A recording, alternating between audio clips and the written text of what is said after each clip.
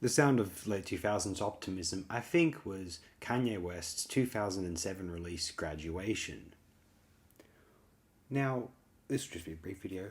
What's optimistic about the late 2000s exactly? Oh, here's the thing, 2007, this is a little bit before, well, not necessarily the GFC, but before everyone was aware of it and the consequences were being felt. That was more 2008, we could say.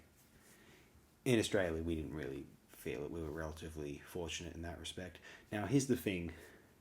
You know, like the 21st century, it got off to a bad start, you know. 2001, invading Iraq, and then all this other nonsense of all these violence and carnage and disagreements and controversy across the 2000s. So by the end, it was like, okay, I was a bit bumpy, you know, it is what it is, but by the time we get to 2010, you know, it'll be just smooth sailing here on in. End of history.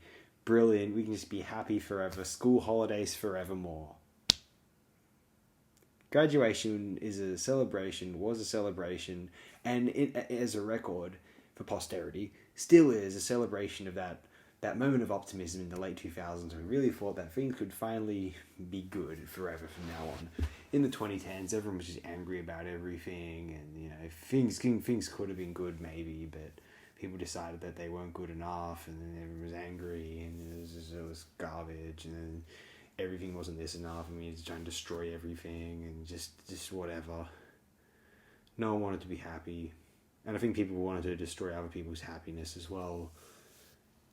It's a shame, really. I think of social media, which really ruined the world, let's be honest, and graduation is from a relatively and social media world. And unfortunately, with social media, everyone's so attuned to the idea of once your approval could be quantified, that was it.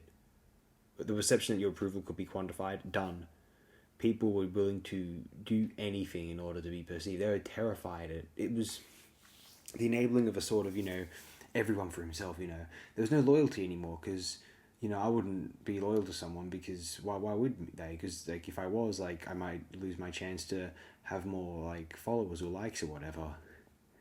And you might think, like, why does that matter to people? Yeah, but to people who came of age in, like, that era, like, that's everything. You don't understand. Like, whatever. I'm gonna be real with you. I think people who claim they're not affected by it and it's not a thing, and, no, people, that's not the way of the world. That's not the way of our generation. You are too. The reason you're not claiming it is because you know it's gonna kind of, potentially in your mind, it's like, oh, if I was caught doing this, you know, it'll, you know, make me lose my market value in the social media quantification of approval.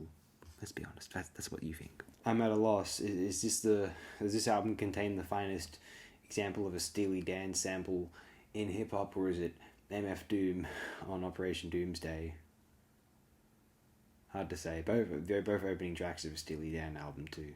Quite fascinating and brilliant. Along with The Life of Pablo, this would be my choice for my favourite album in the Kanye West studio discography, to be sure. Anyway, I said this is going to be a brief video. You know how we're always thinking about how, oh yeah, we're always reminiscing about how the decades prior to the 2010s are so great, and yet we're insisting that, like, why isn't things like, we need to be like current day? And yet we're always going, oh yeah, nostalgia for the old day. Well, we need to decide that we need to stop being contradictory fools and just decide that, okay, so what was it that we like about old decades, and, you know, what is it that we're annoyed at about now? Oh, just people not being able to chill, relax, and be themselves and just live carefree. People try to do that and everyone just gets angry and loses their fucking shit. That's my life experience anyway. That's unfortunate. You're probably thinking, acknowledging our discontent, like, what's wrong? Have you been hanging out with just all these, like, psychological vampires? Like, what are you doing, man? And it's just like, you know, it's unfortunate. Like, people who came of age in the 2010s, like, that's what it's like hanging out with these people in some respects. And an Australian male is always willing to throw you under the bus if he feels as though some guy at a pub might call him gay or something. He might not be homophobic at all, the guy who's throwing you under the bus, but he doesn't want to be called gay, you know. Couple that with the social media quantification of approval phenomenon, and you have no friends who are willing to be supportive or loyal or, just encouraging of any kind in Australia these days, just because it's just like, oh, I'm scared someone might record it and then they're going to call me gay or something. It's like, no offense, but I what could be, by their logic, what could be gayer than wanting the approval of other men, like trying to impress other men? Like, if you're trying to impress a bunch of women because you want to get laid, okay, that's understandable. We've all been there. I've been there. Well, hey, whatever. But trying to impress other grown men just seems just phenomenally insecure to me.